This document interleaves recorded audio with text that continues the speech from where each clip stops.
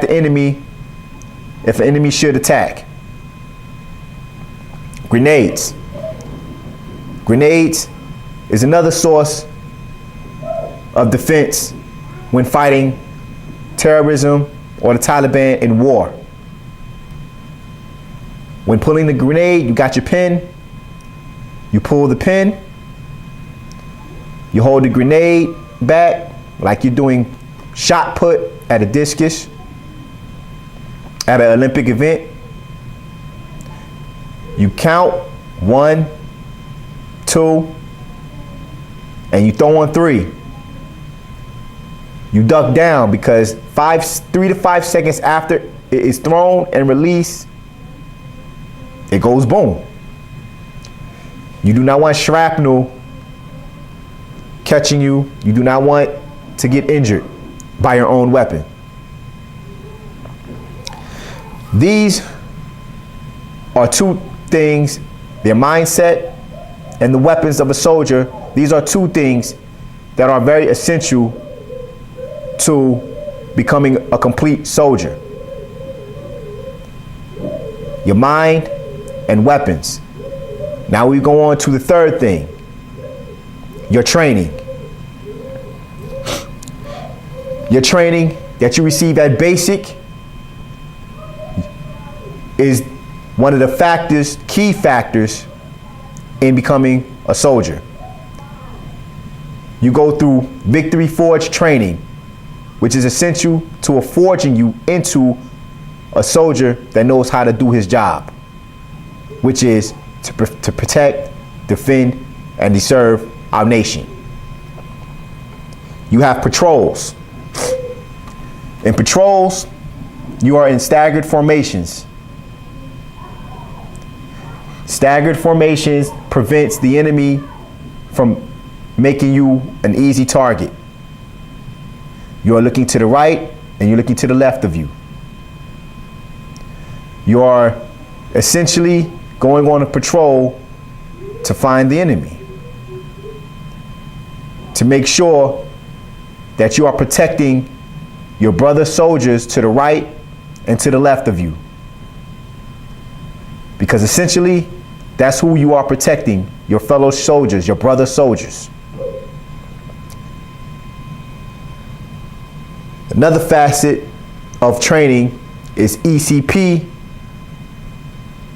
training, which is entry control point. During entry control points, you are essentially at the gate on a FOB, which is basically a field operating base. And when you're at the gate, you are supposed to monitor all activity coming through and coming out of that gate. When you see an unknown vehicle or unknown person or persons approaching the gate, you state halt, you ask them for their ID, their identification, their registration. If at any time or any way they look, sound, feel, or act suspicious, then it is your duty as a soldier to provide search and or seizure, if you have to, as a way of also protecting and doing your job as to who comes inside of the main operating base.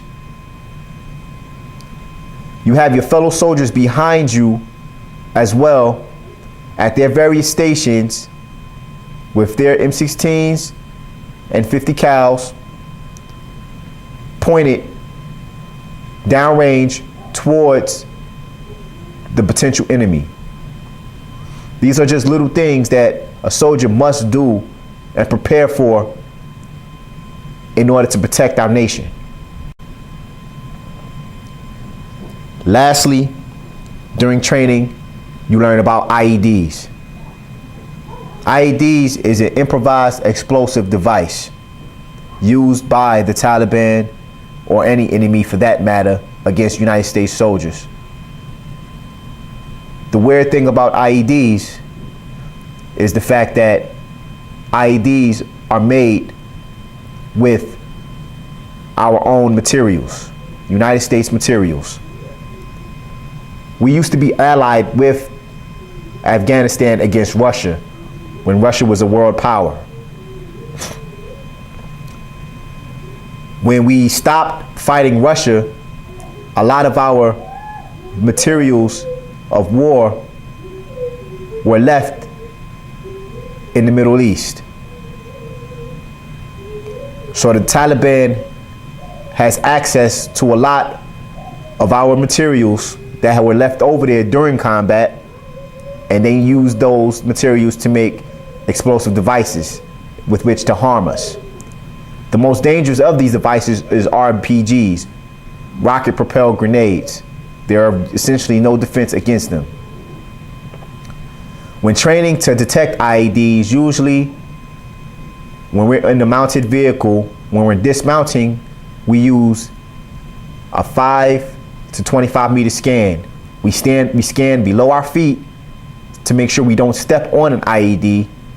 And then as we step down, we continue to scan outward to detect for any lumps, any extraordinary things, any things out of the ordinary that we may see or feel or that may occur in the detection of an IED.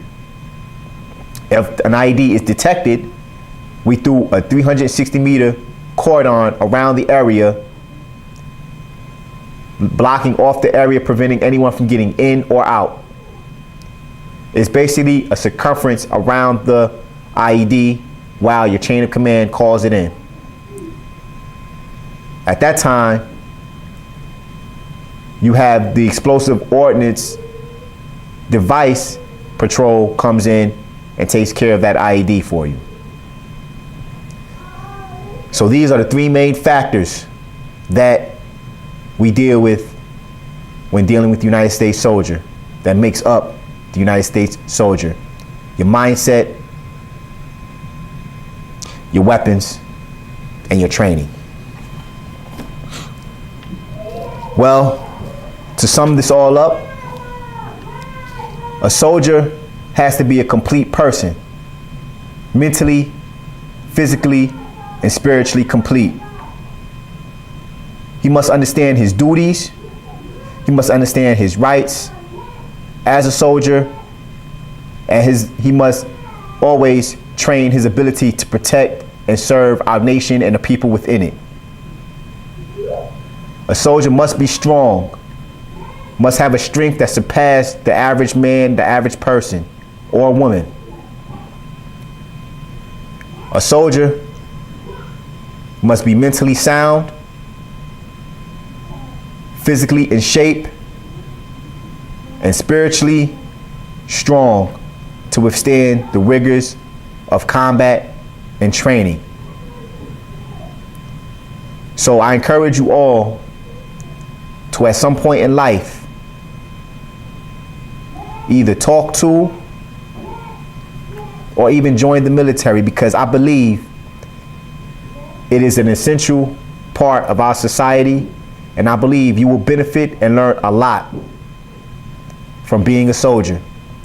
Not only discipline, but you will learn values that should encompass or should be a part of our system or society today. So I hope that you have learned a lot from what I've had to say. I hope that you have learned what it means to be a United States soldier, and will someday take it upon yourself to undergo the training and become soldiers yourselves. Thank you, and you have a wonderful day.